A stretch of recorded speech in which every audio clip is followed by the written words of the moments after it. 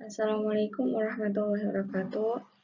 Perkenalkan, nama saya Devi Wulandari, NIM 211111092 dari Prodi Ilmu Al-Quran dan Tafsir semester 3 akan sedikit menjelaskan tentang kaidah tafsir stalistika, di mana ayat pertama yaitu Quran Surat Al-Baqarah ayat 228 yang berbunyi wal mutallaqatu yatarabbasna bi anfusihinna thalathata quru wa la yahillu lahunna an yaktumna ma khalaqallahu fi arhamihinna in kunna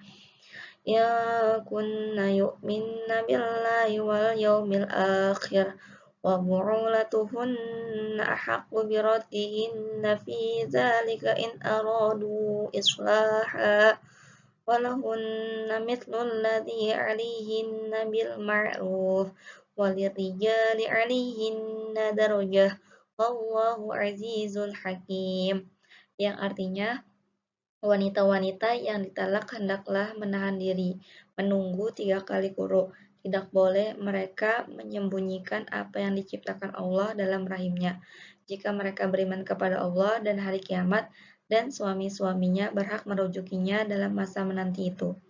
Jika mereka para suami itu menghendaki islah dan para wanita mempunyai hak yang seimbang dengan kewajiban menurut cara yang ma'ruf. Akan tetapi, para suami mempunyai satu tingkatan kelebihan daripada istrinya. Dan Allah Maha Perkasa lagi Maha Bijaksana.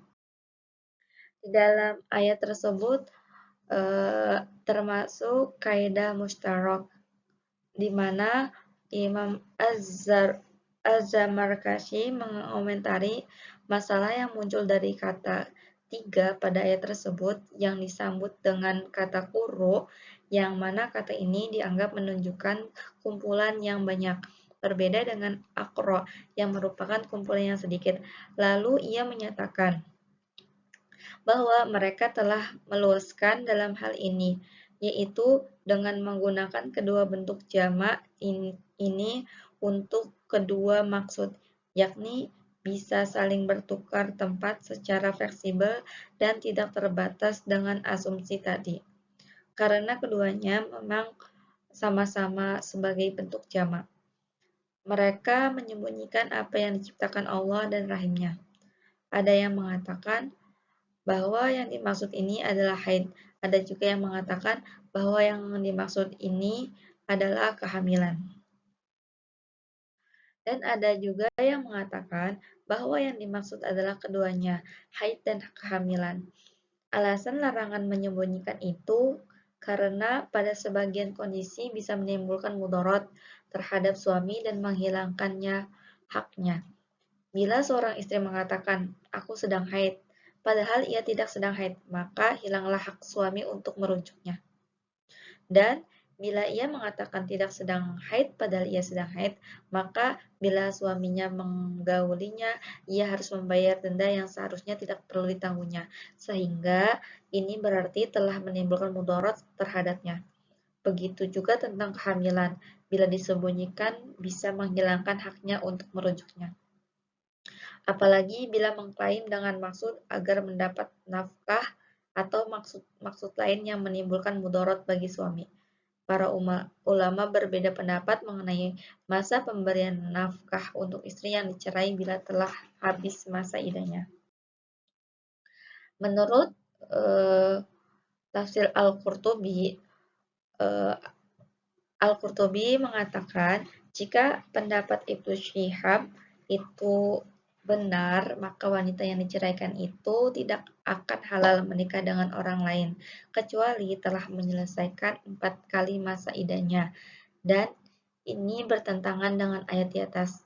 Kemudian, para ulama yang diantaranya antara lain yaitu Ibnu Al-Qasim, Imam Malik beserta para pengikutnya Imam Syafi'i dan para ulama Madinah berpendapat bahwa apabila wanita yang diceraikan telah melihat titik darah pertama dan masa idahnya yang ketiga, maka artinya ia terlepas dari pernikahannya, maka quru adalah masa haid. Dalam pembahasan ini yaitu ayat yang kedua yaitu Quran surat Al-Baqarah ayat 114 di mana yang berbunyi wa man adlamu mimman mana'a masajidallahi an yudhkara fiha ismuhu wa sa'a fi kharabiha ulaika ma kana lahum an yadkhuluha illa khaifin lahum fid dunya khizyun wa lahum fil akhirati adzabun adzim, di mana artinya yang berbunyi, dan siapakah yang lebih zalim daripada orang yang melarang di dalam masjid Allah untuk menyebut namanya dan berusaha merobohkannya, mereka itu tidak pantas memasukinya kecuali dengan rasa takut kepada Allah.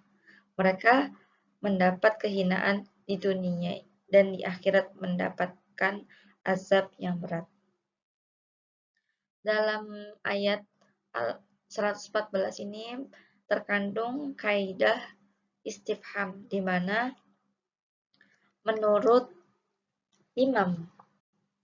menurut tafsir Al-Sa'di maksudnya tidak ada seorang pun yang lebih zalim dan lebih jahat daripada orang yang menghalang-halangi menyebut nama Allah, mendirikan sholat dan ibadah ketaatan lainnya dalam masjidnya, dan berusaha yaitu bersungguh-sungguh dan mengerahkan segala kemampuannya untuk merobohkannya, baik dengan fisik maupun maknawi.